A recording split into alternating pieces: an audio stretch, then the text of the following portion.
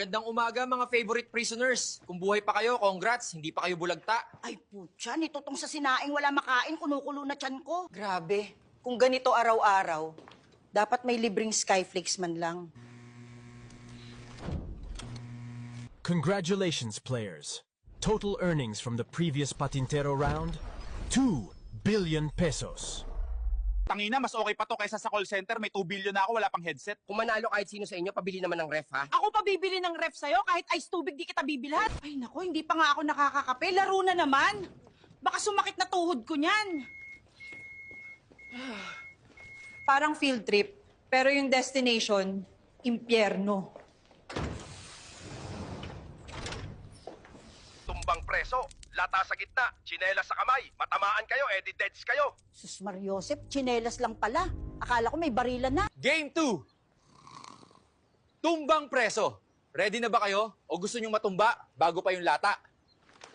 Ay, Nay, ikaw na mauna. Baka malas kami. Baka ikaw lucky charm namin. oo na, sabi nga nila, parang birthday ko raw ngayon. Sana may handa si Lord. Bahala na si Batman! Ay, anak ng tokwa, may balat ata ako sa puwet.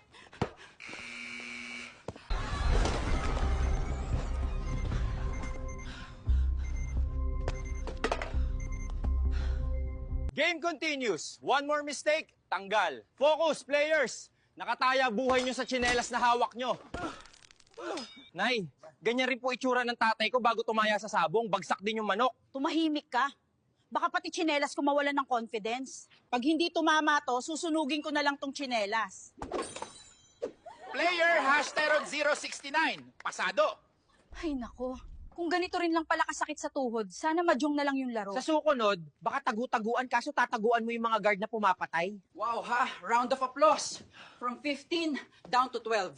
The other 3, Tinamaan ng tsinelas. Better luck in the after. Mga apo, panoorin niyo ako sa part 3 ha. Sana buhay pa ako, antayin niyo i-post ni Telly.